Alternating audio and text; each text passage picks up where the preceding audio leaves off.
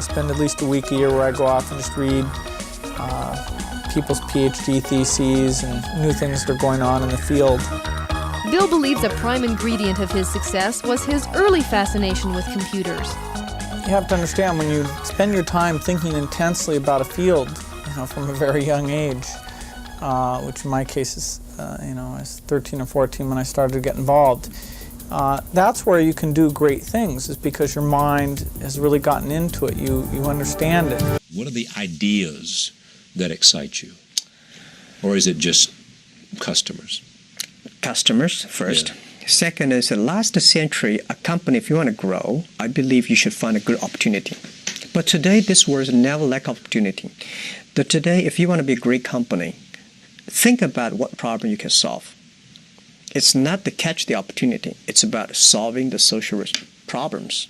Because company like Alibaba, we're growing so fast, it's very difficult for one opportunity that can make us last. Such an organization with the power by internet, with millions and millions of SMEs, with 400 million consumers, what kind of problem you can solve? And I'm excited. Anything you mentioned about cloud computing and talking about the mobile things, anything that's happened in the USA is going to happen in China.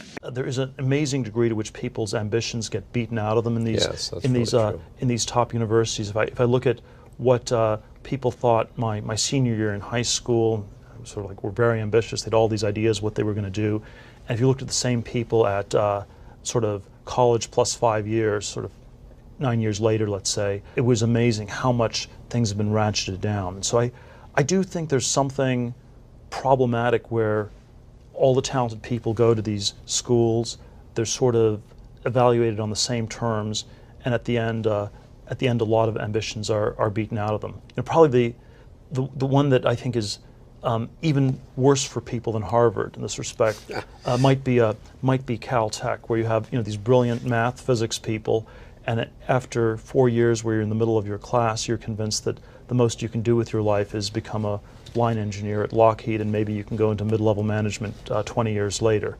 And so that sort of is characteristic of what I think has happened, and what I think we need to somehow find a way back to is this idea that that there's not just a single track, that there are very different things you can do.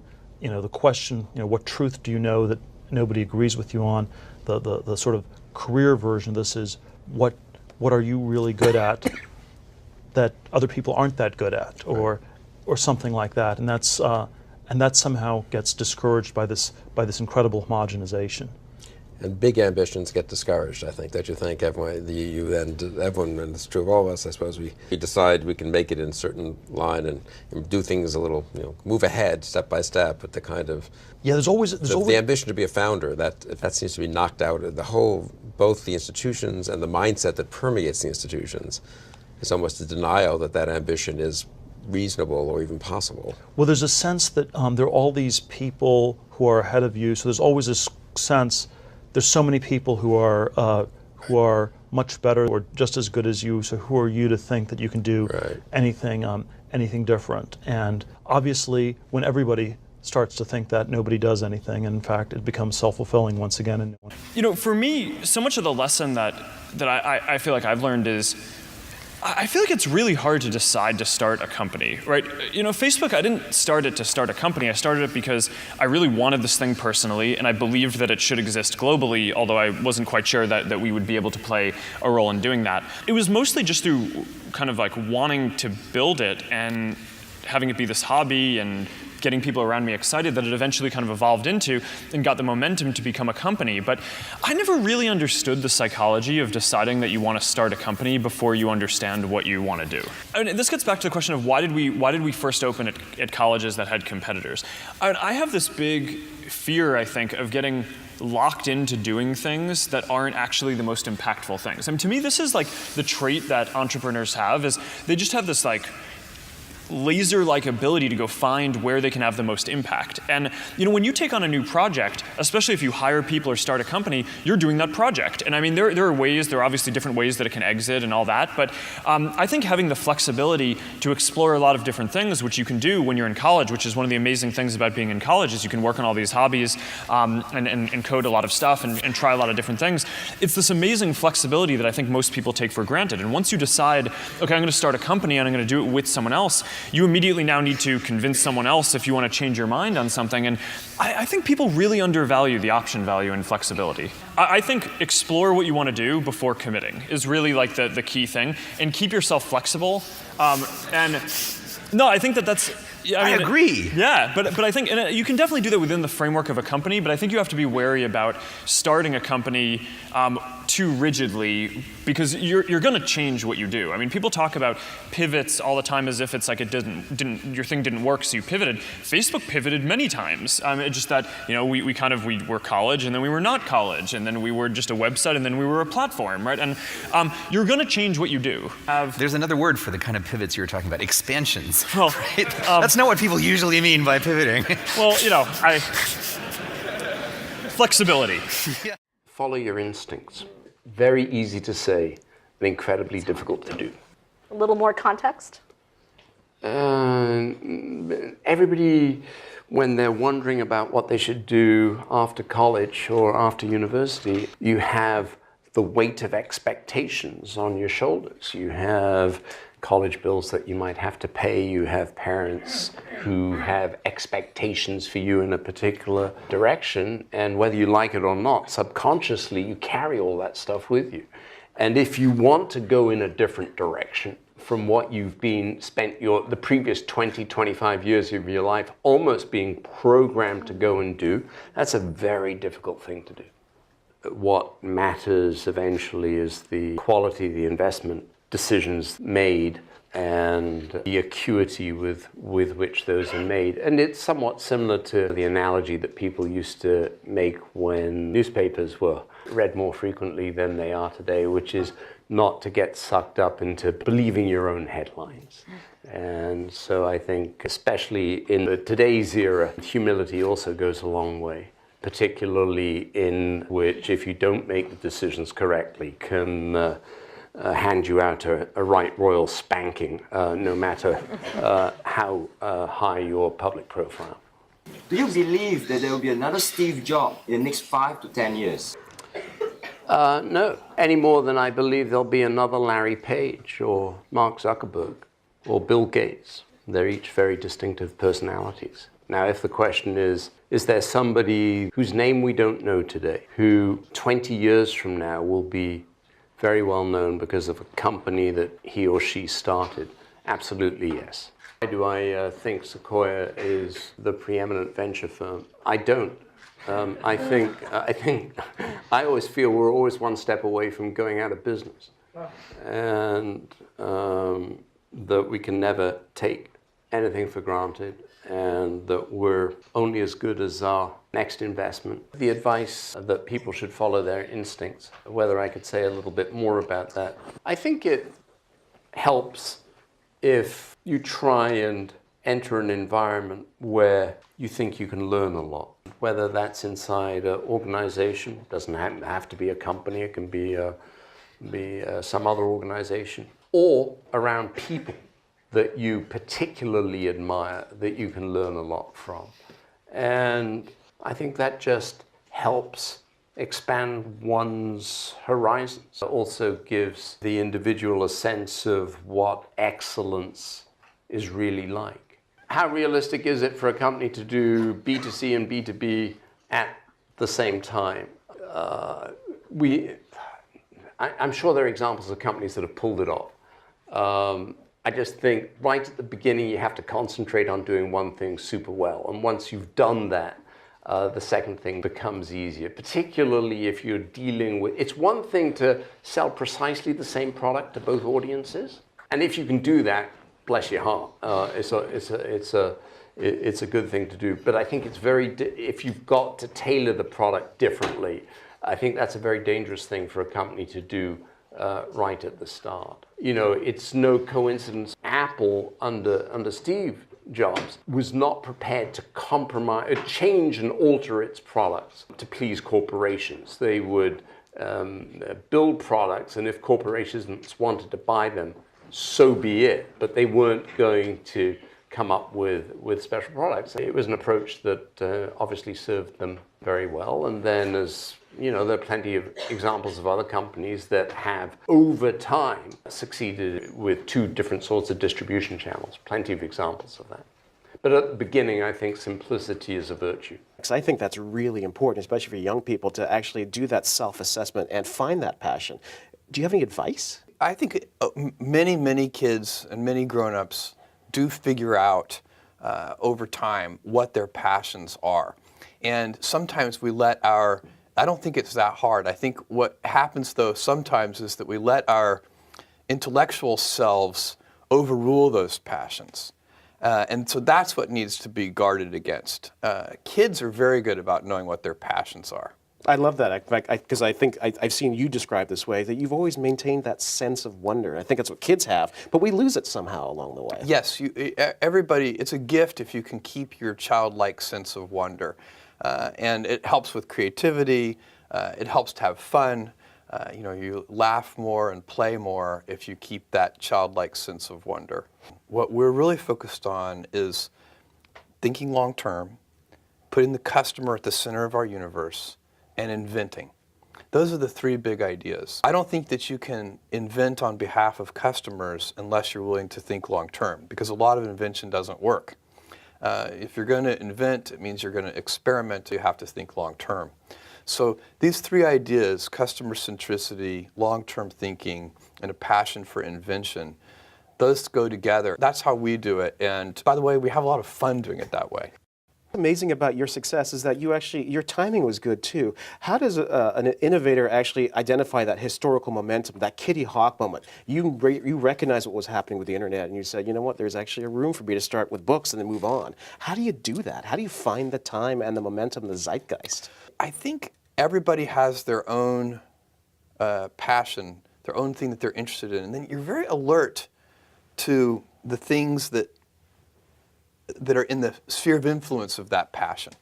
So your passion has led you to change the world, frankly, with Amazon. But yet you've got Blue Origin, you've got Bezos Explorations. Why can't somebody like you just rest on your laurel? Go play golf. Well, I love what I do. I also have 4 kids. I have a wife that I love.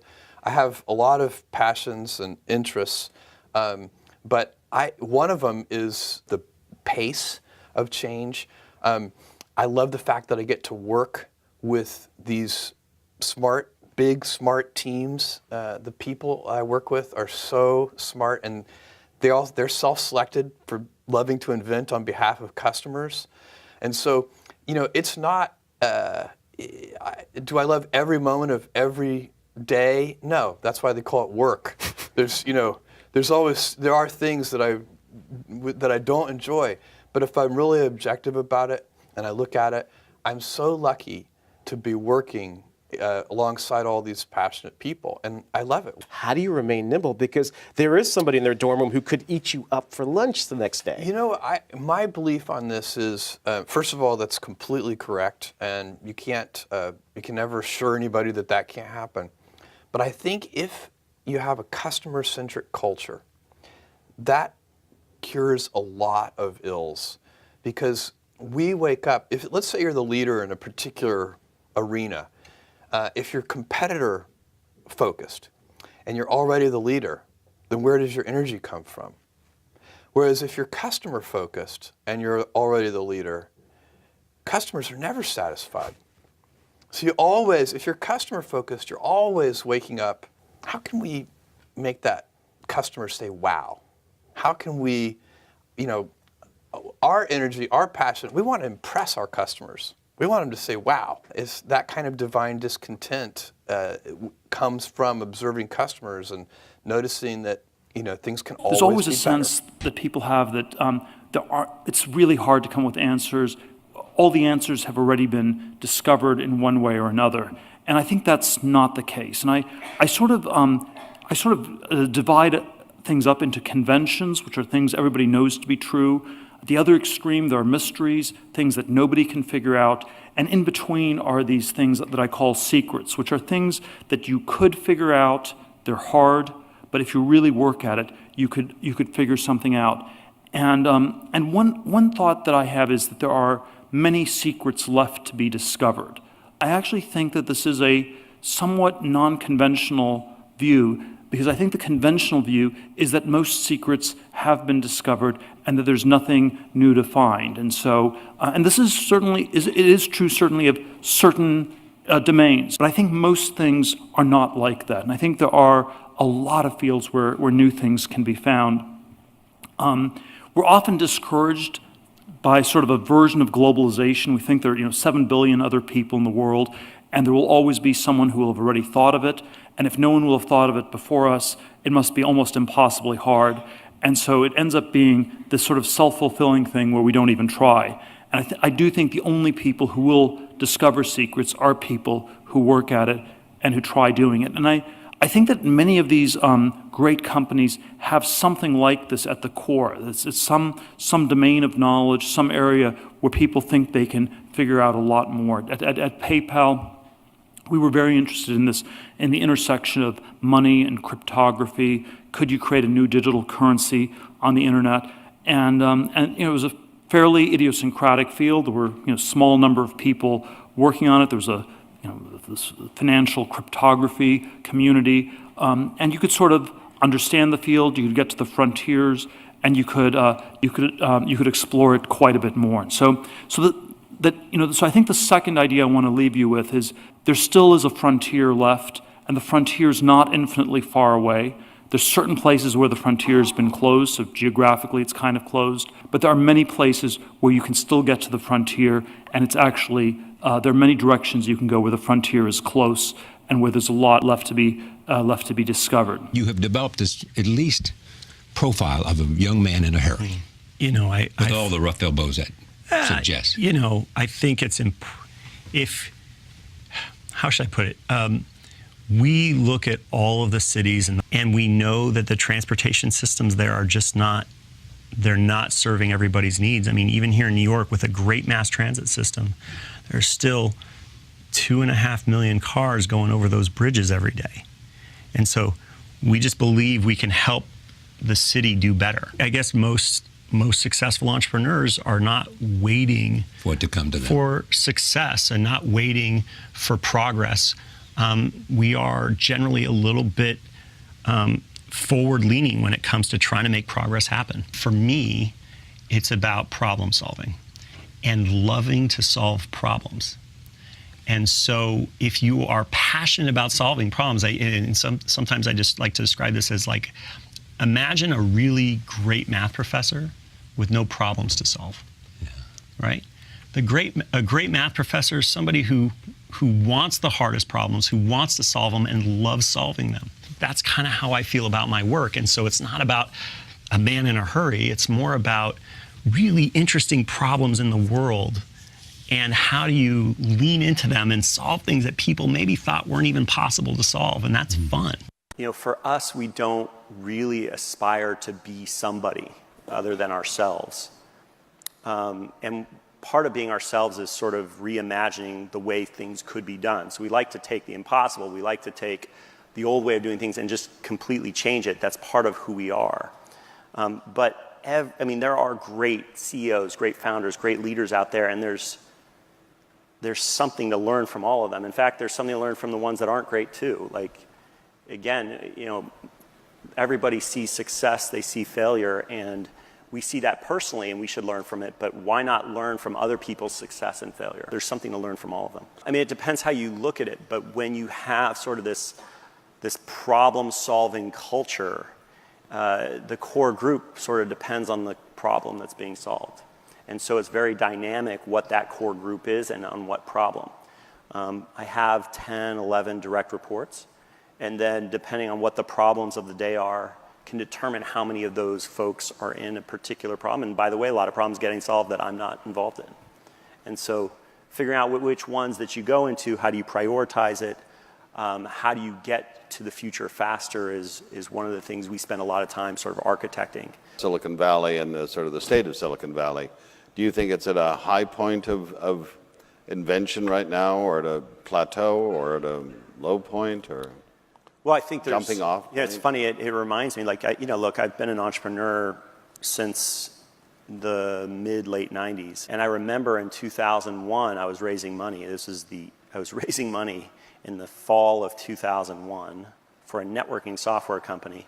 And I remember going to one of the restaurants in Palo Alto, which used to be bustling, and like you'd have to book, like, get a reservation like a month ahead of time or something, and it was empty. It was like tumbleweeds. And I remember a VC telling me that all the things that could be invented, this is 2001, all the things that could be invented in software had been invented, and that there was no more innovation left in software. And right, so that irrational sort of, there's irrational exuberance and irrational pessimism. I'm just generally an innovation optimist. I just think there's just problems to be solved everywhere, and once you solve them, you already see what's, I'd like to say boredom is only the result of a lack of imagination. And, the minute you solve one thing, you just sit down for a few minutes and then you come up with like 10 more ideas. So I think I'm an optimist, like there's just so much more to do. I think what's very interesting, and maybe this is because of our global reach and just where we've been, is Silicon Valley, I think, has been sort of the North Star for innovation, or the hub of innovation globally. And I think that is no longer going to be a thing. I think if we go 5 years out, you're going to start to see hubs of innovation. This is about to be real, at least with a couple major ones, right? I'm just going to ask you one more question because our time is up.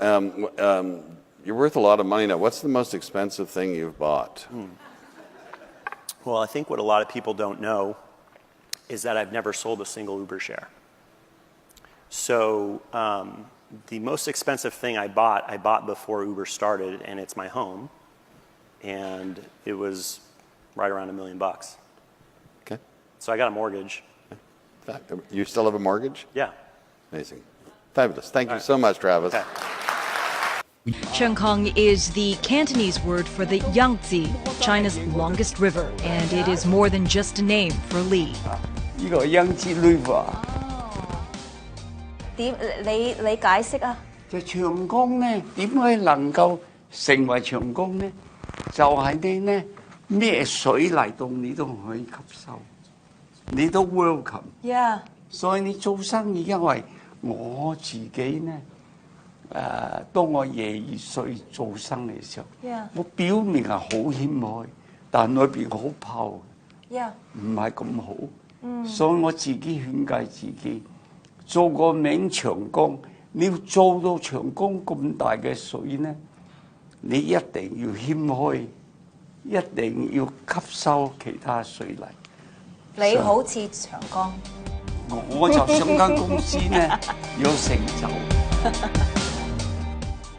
但係我經營嘅方式咧，我採用咧 check and balance。